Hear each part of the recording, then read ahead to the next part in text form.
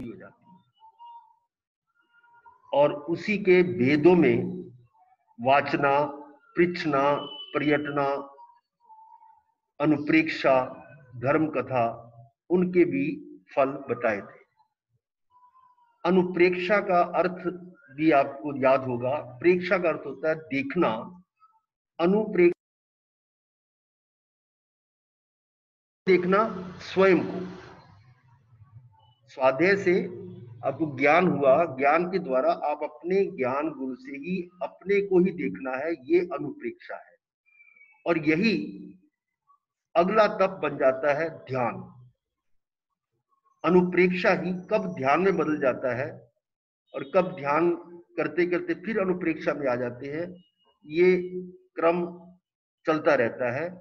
लेकिन जिस समय हम पूर्णता आत्मा में है तो वो आत्म ध्यान कहलाता है।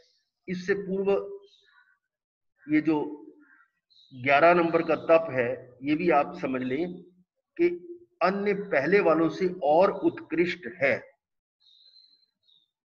ध्यान शब्द आम व्यवहारिक भाषा में भी हम प्रयोग करते हैं कि भी ये काम कर रहे हैं, ध्यान से करना, एकाग्रचित्त होकर करना, उन सबको हम ध्यान कहते हैं। लेकिन उस ध्यान के प्रति, जैसे बच्चे को कहते हैं ध्यान से पढ़ो, ध्यान से चलो, गाड़ी चला रहा है तो ध्यान से चलाओ, या और कोई भी कार्य व्यापार आदि कर रहा है, वो उसमें मन की एकाग्रता यानी ध्यान आवश्यक होता है। पर उस ध्यान को हम आत्म ध्यान नहीं कह सकते। उसका उद्देश्य सांसारिक सुख की प्राप्ति के लिए है। उद्देश्य क्या है?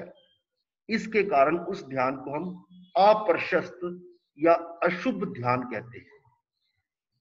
जैसे एक बगुला है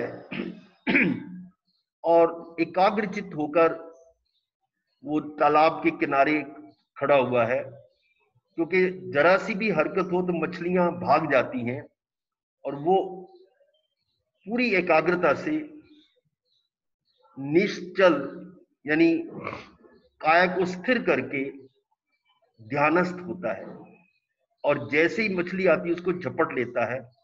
तो यहां उसके ध्यान का उद्देश्य अपने भोजन की या इंद्रियों के सुख को प्राप्त करने के लिए है। तो और वो ध्यान जो हमारे आत्मा के आत्मसात करने में या आत्मा में ही रमन करने में सहयोग करता है, उसको हम कहते हैं धर्म ध्यान। तो एक है अशुभ ध्यान, एक है शुभ ध्यान। अब अशुभ ध्यान में भी आगे दो भेद बताए हैं, आर्त ध्यान, रौद्र ध्यान। आर्त का अर्थ होता है चिंता, कि किसी बात की भी चिंता करना, ये आर्त ध्यान है। उसमें जैसा आजकल आप देखते हैं रोग हो गया, कोरोना रोग हो रहा है, और वो चिंता रहनी कि ये मुझे ना हो जाए, उसके लिए ठीक है अपनी सावधानी तो रखें, लेकिन उसी में चिंतित रहें, तो वो भी इसी आर्त ध्यान के अंतर्गत ही आता है। और इसमें सांसारिक सुख कैसे अधिक से अधिक मिले, उसकी योजनाएं बनती रहती हैं आर्त ध्यान में। तो देखने में तो ऐसा नहीं लगता कि वो किसी का कुछ कर रहा है, क्रिया नहीं हो रही, लेकिन अंदर में विचारों से वो इस प्रकार से मग्न हो रहा है, तन्मय हो रहा है, उसी को हम आर्त ध्यान कहते हैं। तो इस आर्त ध्यान के भी आगे कुछ भेद बताए गए हैं। एक है अनिष्ट संयोग आर्त ध्यान। अनिष्ट का अर्थ है जो आपको अच्छा नहीं लगता, अमनोज्ञ यानी जो मन को अच्छा नहीं लगता, वो वस्तु आपको कोई मिल जाए। अमनोज्ञ वस्तु यानी जो आपको अच्छी नहीं लगती, और उसके संयोग होने पर ये चिंतन रहे कि इसको मैं कैसे दूर करूं, तो ये अनिष्ट संयोग नाम का आर्त ध्यान हुआ। वस्तु कोई भी हो सकती है जो आपके अनुकूल नहीं है या आपको अच्छी नहीं लगती है, तो उसमें उसको दूर करने के लिए उपाय नहीं, उसका सिर्फ चिंतन करना कि ये कैसे दूर हो, इसी चिंता को आर्त ध्यान अनिष्ट संयोग के नाम से कहा। इसी प्रकार से इष्ट वियोग यानी इष्ट वस्तु है, कोई आपको अच्छी प्रिय है, मनोज्ञ है, और वो वस्तु आपसे बिछुड़ ना जाए, वियोग ना हो जाए, इसका चिंतन करना, सोचना, ये सारा ये भी आर्त ध्यान ही है। अनिष्ट संयोग और इष्ट वियोग दोनों में। और अब तीसरा है रोग, चिंता। ये जैसे अभी आपको बताया कि कोई, जैसे आज पूरे विश्व में ये रोग का आतंक है, उस आतंक से चिंतित होना और व्याकुल होना, ये सारा आर्त ध्यान है। और इसी प्रकार से निदान आर्त ध्यान, भोगों की लालसा की उत्कटता के कारण अप्राप्त वस्तु को प्राप्त करने का तीव्र संकल्प करना कि ये मुझे प्राप्त हो जाए किसी तरह से। तो ऐसा आर्त या ध्यान के ये चार भेद हुए, और ये आपके सामने आ रहा है कि आर्त ध्यान चौथे, पांचवें तथा छठे गुण स्थानों में ही संभव है। चौथे क्या, पहले में भी हो सकता है, उससे पहले तो होगा, लेकिन पहला जो है वो तो मिथ्यात्व गुण स्थान है। उसके अतिरिक्त चौथा जो है, जब सम्यक दर्शन हो जाता है, यहाँ कहने का भाव ये है कि उसमें भी आर्त ध्यान थोड़ा रहता है, क्योंकि अनंतानुबंधी का क्षय या उपशम हो चुका है। तो जब वो आर्त ध्यान में जाता है तो अवश्य उसको वो संकेत मिलता है कि मुझे ये नहीं करना, और उससे फिर हटने की कोशिश करेगा। पांचवें में और उत्कृष्ट स्थिति है तो आर्त ध्यान और कम होगा, छठे में और कम होगा, तो इससे ऊपर आर्त ध्यान नहीं होता, कि सातवें में तो अपने आप में ही स्थित हो जाता है। इसी प्रकार से अब आर्त ध्यान के ये आपको चित्र में दिखाया गया कि दुखी होना, रोना, ये सारा आर्त ध्यान के। और फिर है रौद्र ध्यान। रौद्र ध्यान जो आर्त ध्यान है, यदि उसकी तीव्रता बढ़ जाती है, उसकी तरतमता, उसकी इंटेंसिटी अधिक हो जाती है, तो वही रौद्र ध्यान हो जाता है। रौद्र ध्यान में भी ये दृष्टि में आपको देखने में नहीं लगेगा कि वो रौद्र ध्यान कर रहा है, लेकिन अंदर ही अंदर में उसकी योजना जो बन रही है, वो किसी को मारने के लिए या अपने आप को बचाने के लिए, यहां तक कि युद्ध, महायुद्ध की योजनाएं भी वो बनाते, तो वो सारा रौद्र ध्यान है। और लक्षणों में आंखें लाल होना, स्वभाव में तीखापन, इस प्रकार का ये देखा जा सकता है। और छठे गुण स्थान के साधकों में रौद्र ध्यान नहीं होता। रौद्र ध्यान धर्म, ये आर्त ध्यान का उग्र रूप है, और छठे गुण स्थानवर्ती साधकों में ये नहीं होता। यदि हो जाता है किसी कारण, तो समझ लीजिए वो छठे गुण स्थान से नीचे आ जाता है। और ये आर्त ध्यान में ही आयुष का बंध होता है, ऐसा भी माना जाता है। रौद्र ध्यान के भी कुछ प्रकार बताए हैं कि व्यक्ति अपने पास अधिक वस्तुओं का संग्रह करने के लिए, मनपसंद वस्तु के लिए कुछ भी करने को तैयार हो जाता है, हिंसा, झूठ, चोरी आदि। तो उसमें इनके भेद बताए गए हैं। हिंसानुबंधी यानी प्राणियों को चाबुक, डंडे आदि से मारना, रस्सी, जंजीर आदि से क्रूरता पूर्वक बांधना, तलवार आदि से वध करना, ये इस तरह का चिंतन करना। अभी कर नहीं रहे कि मैं उसको ऐसे मारूंगा, ऐसे बस में करूंगा, और ऐसे उसको हिंसाकारी व्यापारों के अंदर उसको लगने का जो चिंतन होता है वो हिंसानुबंधी रौद्र ध्यान है। हिंसा मुख्य इसमें है। इसी प्रकार से मृषानुबंधी यानी झूठ की योजना बनाना, दूसरे को ठगने के लिए झूठ का सहारा लेना और उस झूठ को मैं कैसे सच बनाऊं तो 100 झूठ और बोलता है, ये सारा जो है झूठ बोलने की योजना बना के उसको मैं ये उत्तर दूंगा, उसको मैं ये उत्तर दूंगा, ऐसा चिंतन करना, और ये झूठ से संबंधित मृषानुबंधी रौद्र ध्यान हुआ। ये सारा क्रिया में नहीं है लेकिन मन के अंदर विचारों में ये इतनी रौद्रपन आ जाता है, इसलिए इसको रौद्र ध्यान कहा। तीसरा चौर्यानुबंधी, कि ये किसी की वस्तु को चुराने के लिए उसका भी योजना बनाना। चोर की चोरी जो करता है, चोरी करने वाला, तो वो चोरी करने से पहले जो चिंतन कर रहा है वो भी चौर्यानुबंधी है। और यदि कोई चोर का साथी है वो भी उसी प्रकार का चिंतन कर रहा है, उसको सहयोग देने वाला, तो ऐसा वो चोरी से संबंधित और रौद्र ध्यान हुआ।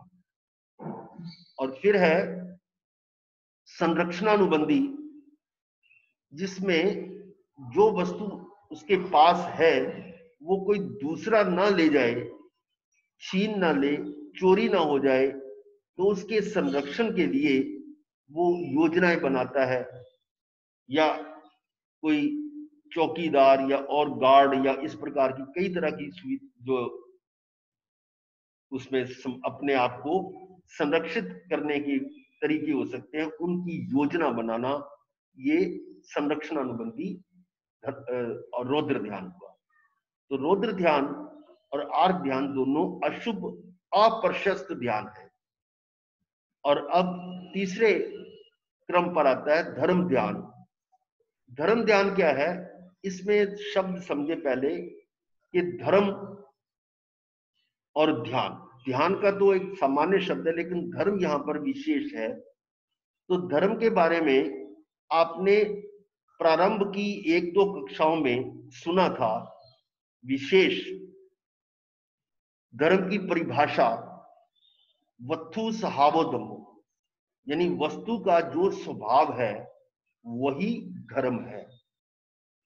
तो अब वस्तु कौन सी, मैं भी एक वस्तु हूं। वस्तु कहो, पदार्थ कहो या द्रव्य कहो, 6 द्रव्य हैं और 6 द्रव्य अपने अपने गुणों में परिणमन कर सकते हैं, दूसरे गुणों में परिणमन करते ही नहीं। अब ये मैं अपने आप को छोड़कर, जीव को छोड़कर, बाकी तो निश्चित कभी भी 5 द्रव्य जो अजीब हैं वो अपने स्वभाव से च्युत नहीं होते, हर समय अपने स्वभाव में रहते हैं, अर्थात वो धर्म में है, स्वभाव ही धर्म है। परंतु अज्ञानता के कारण ये जीव अनादिकाल से स्वयं को न जानने के कारण अपने स्वभाव को नहीं जानता और पर भाव को अपना जानता है, यानी स्वभाव में ना रह के पर भाव में चला जाता है, और इसको हम कहते हैं कि वो धर्म में नहीं। जब वो अपने आप में है, अपने स्वभाव में है, पर भाव से परास्त नहीं होता, तो वो धर्म है। और भी आपको याद होगा, एक गाथा का जिक्र किया था उसमें कि श्रम तथा रूप श्रवणोपासक की पर्युपासना से किस फल की प्राप्ति होती है। तो उत्तर मिला था कि उससे श्रवण की प्राप्ति होती। श्रवण अर्थात सुनना। तो सुनना जो है ये तो एक सामान्य शब्द है, लेकिन यहाँ पर इसका अर्थ विशेष है कि वो सुनना क्या, जिससे किस फल की प्राप्ति हुई, वो प्राप्ति होती है ज्ञान की। यानी वो श्रवण जो ज्ञान रूप में, फल रूप में देता है, इससे आत्मा को अपना, अपने आप का ज्ञान भान हो जाता है। वो है ज्ञान कि मैं कौन हूं, मैं आत्मा, इस तरह का ज्ञान होता है। और फिर विज्ञान, उसका फल आता है विज्ञान, कि मैं दूसरों से भिन्न कैसे हूं।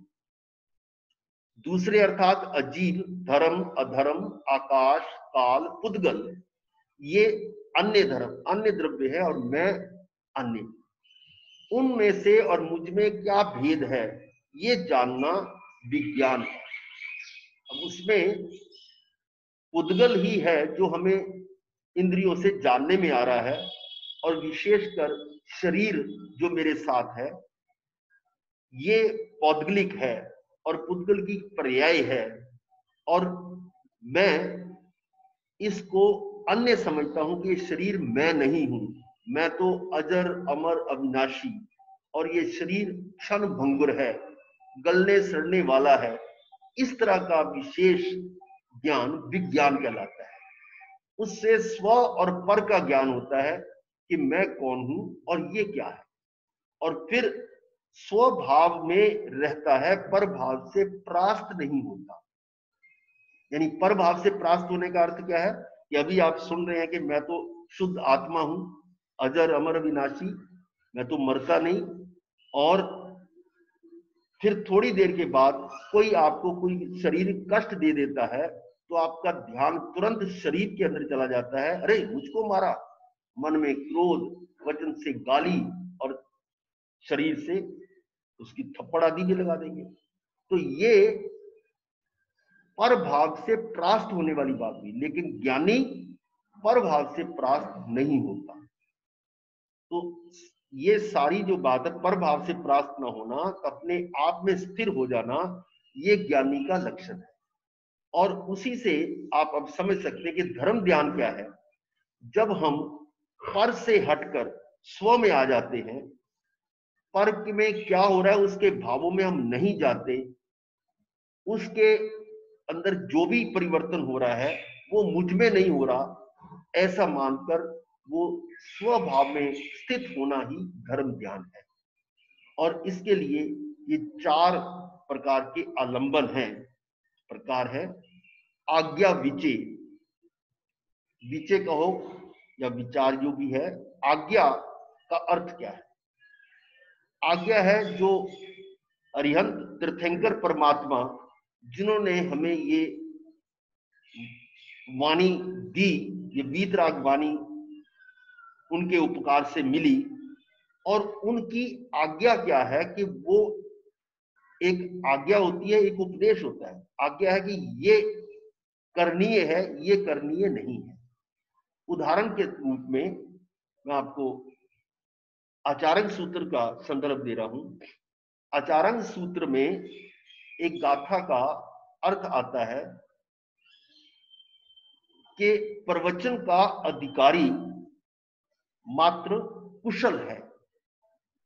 कुशल यानी जो एक्सपर्ट है,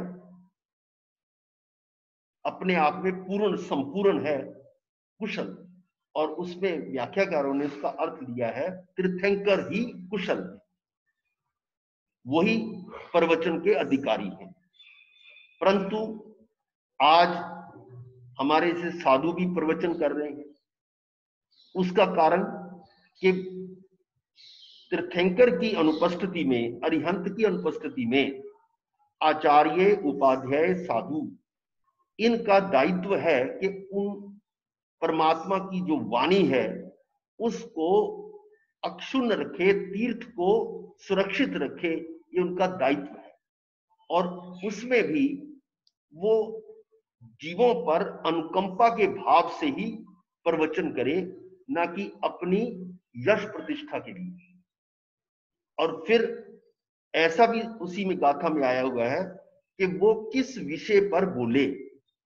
भगवान ने जो कहा है उसी के अनुरूप बोले। भगवान ने क्या कहा कि ये संसार मार्ग है और ये मोक्ष मार्ग है, और ऐसा बताकर कि ये ऐसा करेंगे तो आप संसार में भ्रमण करते रहोगे, आपका चतुर्गति संसार बढ़ जाएगा, और यदि मोक्ष मार्ग है तो आपका जो अनंत काल से जन्म मरण का जो दुख है वो मिट जाएगा।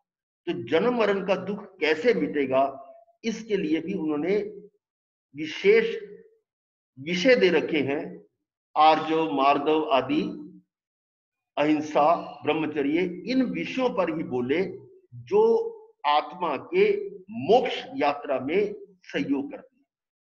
और वो विषय जो हमें सांसारिक सुख देने की ओर जा रहे हैं, वो संसार मार्ग के लिए भगवान का उपदेश या आज्ञा नहीं है। उनकी आज्ञा, अगर हम उनकी विनय कर रहे हैं तो उनकी आज्ञा के अनुसार कार्य करना चाहिए कि जो उन्होंने प्रतिपादित किया है मोक्ष मार्ग के लिए, तो हमें मोक्ष मार्ग के लिए ही जो कुछ भी बोलना है उसके अनुरूप बोलना चाहिए। ये नहीं है कि मुझे संसार का ये सुख मिल जाए, मेरा रोग ठीक हो जाए, या मेरा परिवार में सुख हो जाए, कोई कमी है वो पूरी हो जाए, यानी सांसारिक सुख की कामना में उसके उपाय बताने में लगेंगे, तो ये आज्ञा नहीं है। तो अब वो आज्ञा क्या है कि उन भगवान जिनेश्वर भगवान का जो आज्ञा का पालन करने का अर्थ है कि जो उन्होंने बताया है वो सत्य है। सत्य कैसे? कि भगवान खुद कहते हैं कि जो सत्य है वो मैं कहता हूं। ऐसा नहीं कहा कि जो मैं कहता हूं वो सत्य है। सत्य तो सत्य ही रहेगा। तो उस पर निशंक होना, कोई शंका ना होना, ये आज्ञा के अनुसार चिंतन करना, उसको हम कहते हैं आज्ञा विचय धर्म ध्यान। आज्ञा विचय धर्म ध्यान। और इसी प्रकार से एक है अपाय, अपाय विचय। अपाय का मतलब वो तो उपाय था कि ऐसा करेंगे तो हम पाप कर्मों से बच सकते हैं, चतुर्गति से बच सकते हैं, जैसी उनकी आज्ञा, वो एक उपाय रूप में है। यहां अपाय है कि उससे पहले ही हम उन दुखों से बचने का उपाय कर लें, यानी ऐसे कार्य करें जिससे मेरा जन्म मरण ना बढ़ जाए। तो उन दोषों के कारण, जिन पाप के कारण मेरा जन्म मरण बढ़ सकता है, उन पापों को मैं ना करूं, ऐसा चिंतन करना, ये अपाय विजय है। क्योंकि हर ये वीतरागवाणी का सारांश ही यही है कि जीव जो भी सुख दुख का अनुभव करता है वो उसके अपने पूर्वकृत स्वयंकृत कर्मों का फल है। तो ऐसा जानकर कि ये मैं पहले कर चुका हूं तो मुझे ये दुख मिल रहा है, तो मैं आगे भविष्य में या अब से आगे मैं ऐसे पाप ना करूं, इस प्रकार का चिंतन करना, ये अपाय विजय। तीसरा है, हाँ, अपाय विजय में थोड़ा और दिखाइए।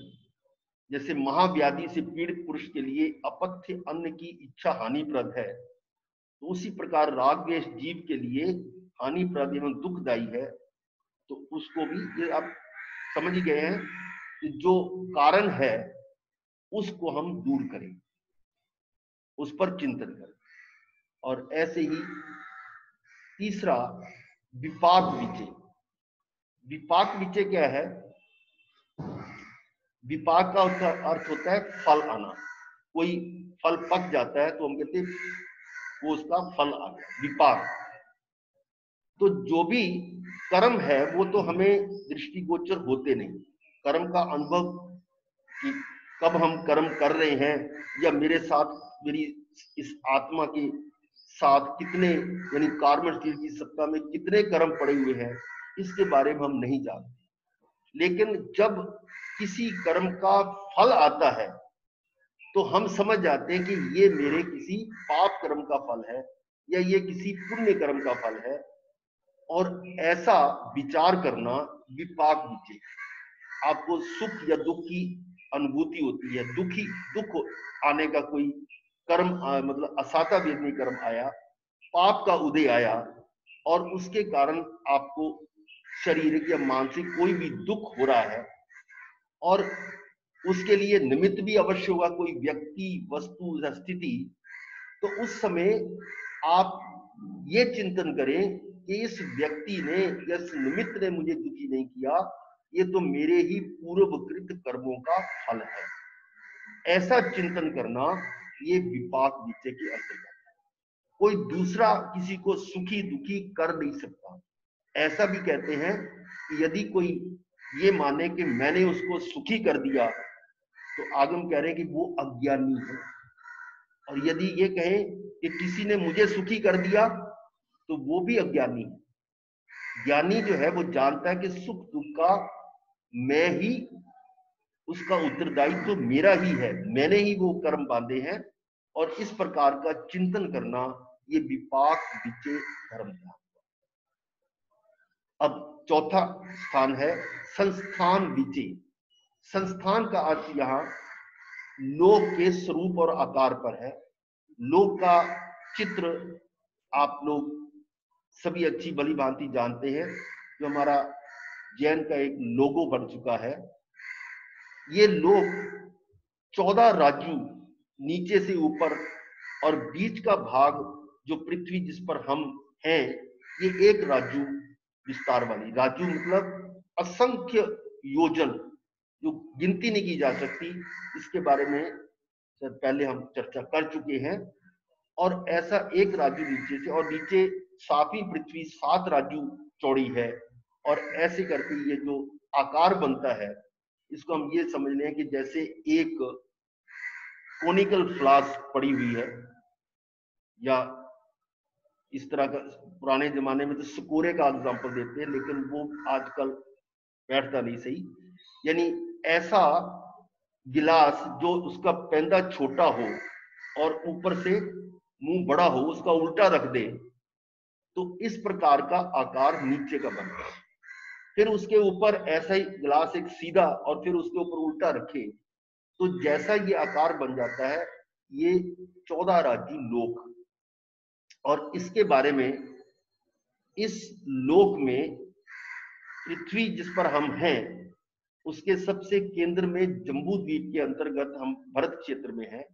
और इसके नीचे नरक नारकियों के स्थान है। इसकी चर्चा भी हमने कुछ की थी। और फिर नीचे दूसरी धरती, तीसरी, चौथी, पांचवी, 7 धरतियां हैं। ये 7 धरतियां नीचे, जो जीव नरक में जाता है, वो इन धरतियों में ही उत्पन्न होता है, पहली से लेकर 7वीं नरक तक। और इस धरती के ऊपर मनुष्य और त्रियंच दोनों प्रकार के हैं। और ऊपर देव, ज्योतिषिक देव है। हाँ, देव नीचे भी हैं। ये भी आपको बताया गया था कि हमारी इस पृथ्वी के नीचे व्यंतर, वान व्यंतर और भवनपति देवों के भी निवास है। और ऊपर जो ये ज्योतिषिक देव हैं, सूर्य, चंद्रमा, ग्रह, नक्षत्र, तारे आदि असंख्य ये देव, ज्योतिषिक देव। इससे ऊपर और जो विमानिक देव हैं, 1 से लेकर 26 तक। तो इनमें ऐसा जानने से क्या है कि इतना विशाल लोक है, और मैं अनंत काल से जन्म मरण कर रहा हूं। और ये भी मुझे मति से भी ज्ञात हुआ और वाणी से भी ज्ञात हुआ कि इस लोक का एक परमाणु जितना स्थान भी नहीं है जहां पर मैंने अनंत बार जन्म मरण नहीं किया। और जन्म मरण दुख है।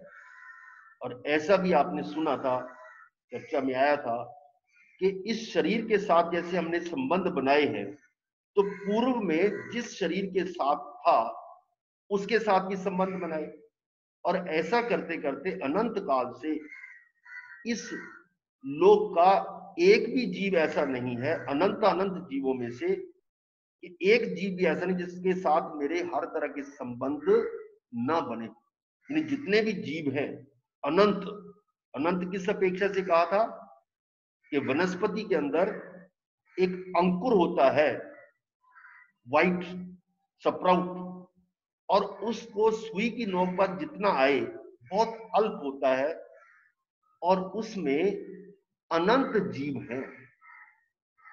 और यही कारण है कि जिमीकंद जो है, जो वो भी अंकुर ही है, और उनमें भी एक सुई की नोक पर जितना आएगा, आलू, मूली, गाजर आदि आदि, वो भी अनंत जीव हैं। ये आपको पहले बताया जा चुका है। तो ऐसा करके अनंत जीवों के साथ, यानी जितने भी अनंत जीव हैं सभी मेरे हर तरह के संबंधी बन चुके हैं और मैं हर एक का संबंधी बन चुका हूं। तो इस प्रकार से ये चिंतन करना कि मैं कब तक ये इस संसार में भ्रमण करता रहूंगा, कभी नीचे कभी ऊपर कभी और ऊपर, यानी कभी दुर्गति कभी सुगति, कभी नरक कभी त्रेंच कभी मनुष्य कभी देव, ऐसा करते करते मुझे अनंत काल हो गया। तो इस तरह से ये चिंतन करना कि मैं इस जन्म मरण से अब कैसे छूटूंगा, उसका चिंतन करना।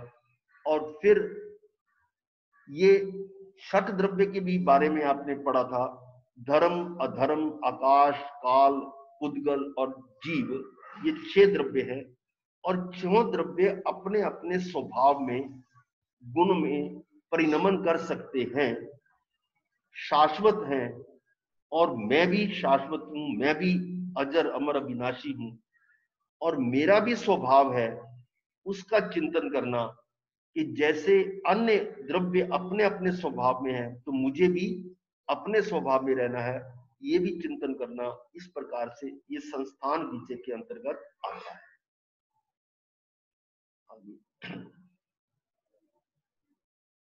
और अब देखिएगा कि शुक्ल ध्यान, इसके भी 4 प्रकार बताए गए हैं। शुक्ल ध्यान आत्म ध्यान का, धर्म ध्यान का उत्कृष्टतम रूप है। यानी धर्म ध्यान बहुत अधिक गहरा चला जाता है तो वही शुक्ल ध्यान बन जाता है। और इस शुक्ल ध्यान में पहला है पृथकत्व वितर्क सविचार।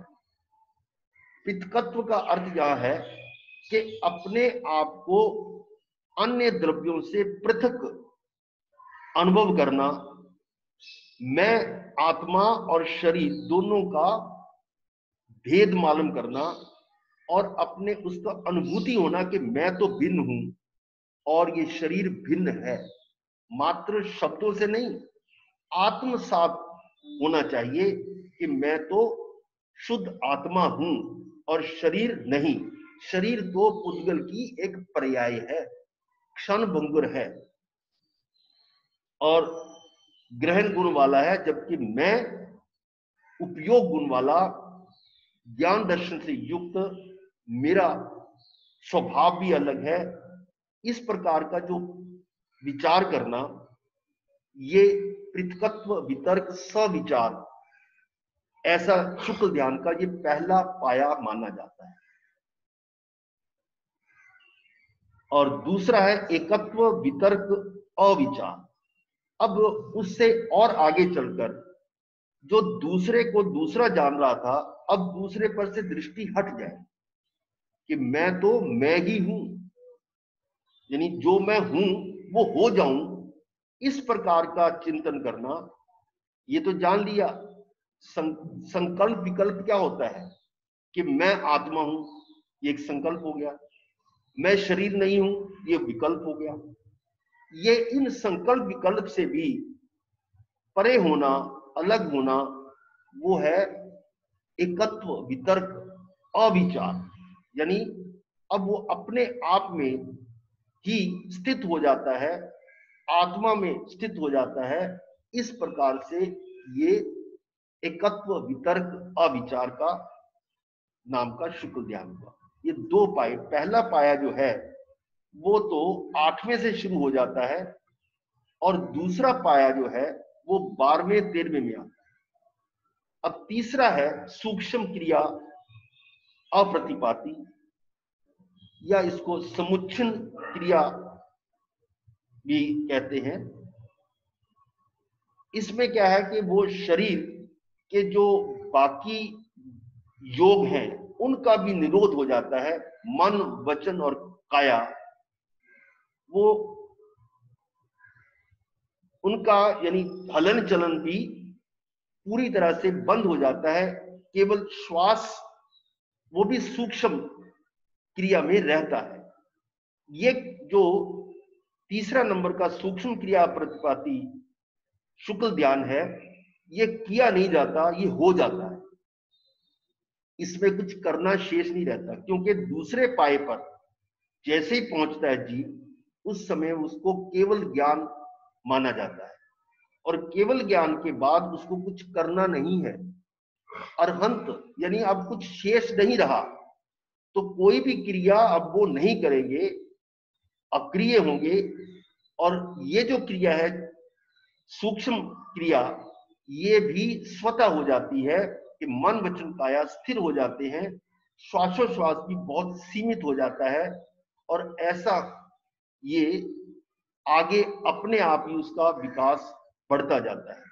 और यही इसको अप्रतिपाती इसलिए कहा कि ये वापस नहीं आता, क्योंकि पहला नंबर का जो शुक्ल ध्यान का जो पहला पाया था, वो आपको ज्ञात अभी बताया था कि 8वें शुरू हो जाता है, और यदि वो कहीं 11वें में पहुंच जाए तो वहां से वो गिर भी सकता है, वो प्रतिपाती है। लेकिन ये वाला जो ध्यान है ये अप्रतिपाती है, यानी कि नीचे आने की संभावना कतई नहीं है।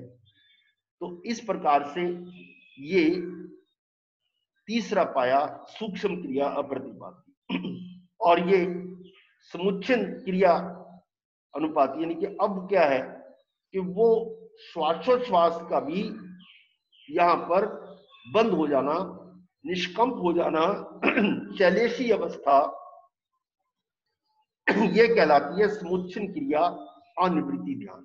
यानी अब वो अपने आप बहुत ही कम समय में, बताते हैं कि 5 स्वर बोले जाएं, आ ई उ री री, इतने समय मात्र में वो 14वें गुण स्थान में ये ध्यान शुक्ल ध्यान होता है।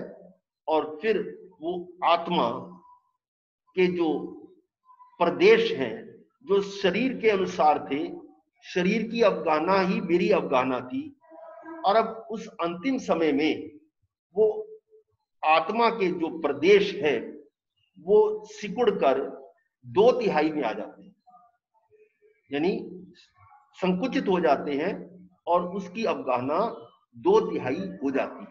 अवगाहना से अर्थ क्या लेंगे कि उसका आकार है तो अवगाहना है, और ये आगम सम्मत है कि सिद्ध परमात्मा सिद्ध होने से पहले जिस शरीर के साथ थे, उनके आकार का, उनकी अवगाहना का 2/3 अवगाहना रह जाती।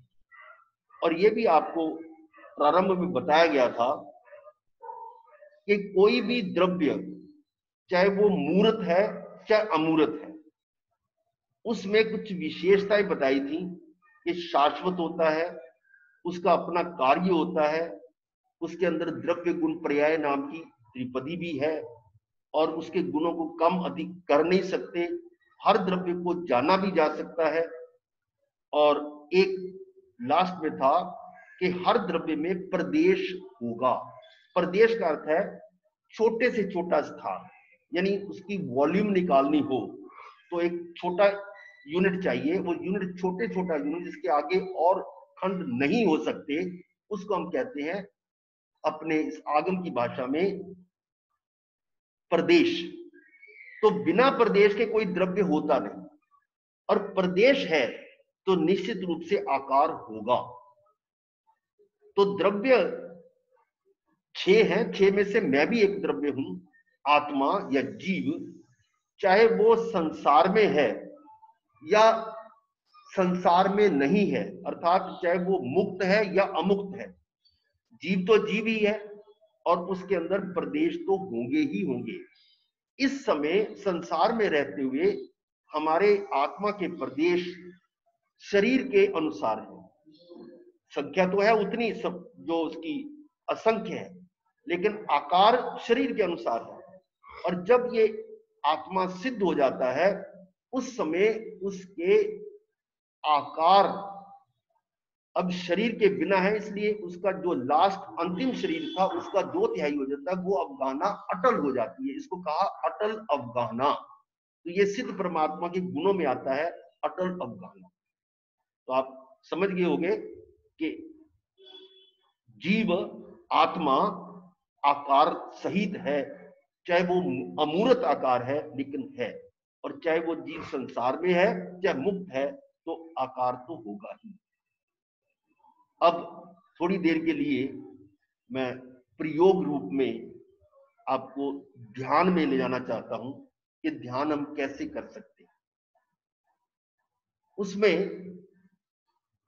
कुछ स्वाध्याय किया जो आपने, उस स्वाध्याय के अनुसार उसके वेदों में आपको ज्ञात होगा, वाचना, पृच्छना, पर्यटना। वाचना से आपने सुनकर ज्ञान प्राप्त किया, पृच्छना से अपना शंका समाधान करके उसको पक्का किया, और फिर पर्यटना के द्वारा बार बार उसको पढ़ने से वो और भी अधिक उसका विवरण या व्याख्या समझ में आती है। लब्धि प्राप्त होती है कि वो एक शब्द को पढ़कर बाकी सबका अर्थ जान लेता है। और ऐसे ही ये अनुप्रेक्षा में कि जो सुना है, समझा है, उसका चिंतन करना और अपने आप को देखना, ये अनुप्रेक्षा है। और वही अनुप्रेक्षा में ध्यानस्थ हो जाता है, बाहर से उसका मन हट जाता है, तो वो आत्म ध्यान हो जाता है। तो अब इसके प्रयोग के लिए करवा दें थोड़ा। तो अब आप ध्यान के लिए अपने आप को तैयार करें, और इसके लिए जो आपको संकेत या निर्देश मिलते हैं उसके अनुसार करें। और हम इस ध्यान के अंत में मंगल पाठ का बोलने का करेंगे, और उसको सुनकर उसी में खो जाने का कि मैं उनकी शरण में जा रहा हूं, किनकी अरिहंत सिद्ध साधु और केवली रूपित धर्म यही मंगल है, यही उत्तम है, मैं उनकी शरण में जाता हूं। ऐसा चिंतन करते करते इस कक्षा के बाद भी अगर चाहें तो आप ध्यान में निरंतर बैठ सकते हैं, जितना भी आपका मन करे। तो मैं सिर्फ इसको थोड़ा सा संकेत रूप में बता रहा हूं। तो अभी आप ध्यान में जाने के लिए काया को स्थिर कर लें, काया स्थिर, वचन से मौन, मन में मनोवर्गना भी ना हो, कोई चिंतन संकल्प विकल्प ना हो, और मन शांत, यानी जो शरीर है वो स्थिर है, काया स्थिर हो गई, वचन से मौन और मन से कोई चिंतन ना हो। इस अवस्था में अब आप ये समझें कि मैं कौन हूं। मैं शुद्ध आत्मा हूं, शरीर मैं नहीं हूं। ये शरीर जो है मेरा स्थायी निवास नहीं है, अस्थाई है। स्थायी निवास तो मेरा शाश्वत घर सिद्धालय ही है। और ऐसा जो शरीर में हो रहा है, वर्ण गंध रस स्पर्श, वो शरीर में है, मुझ में नहीं है। और जो जो इसके अंदर परिणमन हो रहा है वो मुझ में नहीं हो रहा। ऐसा चिंतन, ऐसा ज्ञान जो आपको प्राप्त हुआ है, उसी का चिंतन करना। ये मेरा स्वरूप अरूपी अमूर्त, और उस अमूर्त को इंद्रियां जान नहीं सकती। अमूर्त को तो अमूर्त अपने ही ज्ञान गुण से जान सकता हूं। और इन सभी के लिए अपने आप को मात्र ज्ञाता, ज्ञाता जानने वाला, ज्ञाता दृष्टा जाने, और मान लो शब्दों में नहीं, उसको आत्मसात करें, और ये विश्वास कि मैं ही परमात्मा हूं, मैं ही सिद्ध हूं। क्योंकि जो आगम में फरमाया गया है कि जीव का स्वरूप जो है वही सिद्धों का स्वरूप है। जीव अनंत ज्ञान पर्यवान, अनंत दर्शन पर्यवान, अनंत चरित्र पर्यवान, या अनंत ज्ञान दर्शन सुख वीर्य वाला है। इसी प्रकार से सिद्ध भी, तो मुझमें और उनमें कोई भेद नहीं है। तो अपने अंदर के उसके सिद्धत्व को, अरिहंतत्व को अनुभव करके उसमें अपने आप को आत्मसात करें। ऐसा करने का अभ्यास करेंगे। और इसके लिए मैं जो आलंबन ले रहा हूं, इन्हीं विचारों को एक स्तवन के माध्यम से और आप उसको एकाग्र चित्त से सुने और उनको आत्मसात करते हुए ध्यान में चले। उठ जाग मेरे चैतन्य प्रभु, तू अजर अमर अविनाशी है। मृत्यु का भय क्यों खाता है, तू शाश्वत घर का वासी है। जो मरता है वह तू नहीं है, जो जन्मा वह भी तू नहीं है। उद्गल का मिलना बिछुड़ना है, तू उद्गल नहीं अविनाशी है। उठ जाग मेरे चैतन्य प्रभु, तू अजर अमर अविनाशी है। ये वर्ण गंध रस स्पर्श सभी सब तुझ में नहीं उद्गल में है। और अंधकार भी नहीं तुझ में, तू ज्योतिर्मय अविनाशी है। उठ जाग मेरे चैतन्य प्रभु, तू अजर अमर अविनाशी है। ये नेत्र तुझे नहीं लख सकते, आरूपी अलख निरंजन को। मन इंद्री प्राण भी तू नहीं है, तू निर्विकार अविनाशी है। उठ जाग मेरे चैतन्य प्रभु, तू अजर अमर अविनाशी है। तू एक सदा गायक ही है, फिर क्यों ममता में मरता है। आत्मसात यह हो जाए, नहीं मर सकता अविनाशी है। उठ जाग मेरे चैतन्य प्रभु, तू अजर अमर अविनाशी है।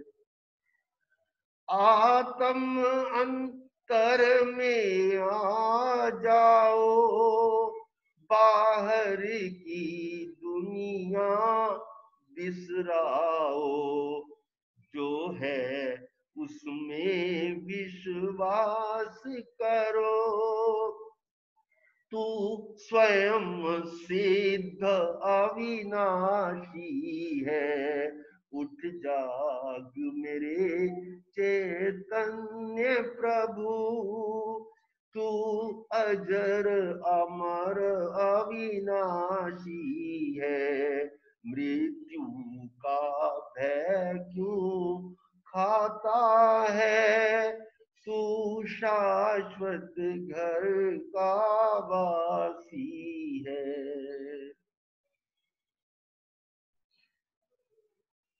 गुरुदेव जी आगे से चत्तारी मंगलम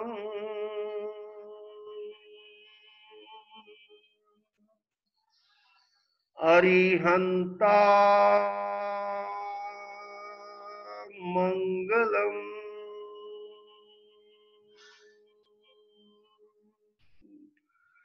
सिद्धा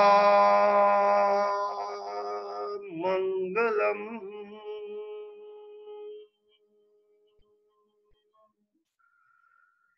साहू मंगलम केवलीपनतं धम्मो मंगलम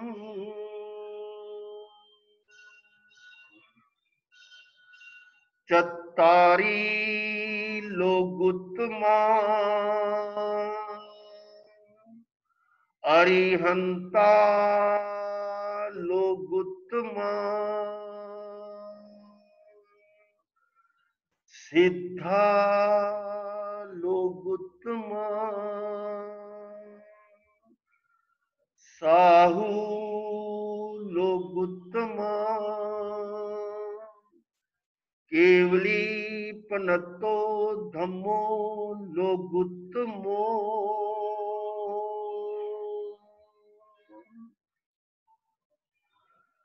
चत्तारी शरणं पवज्जामि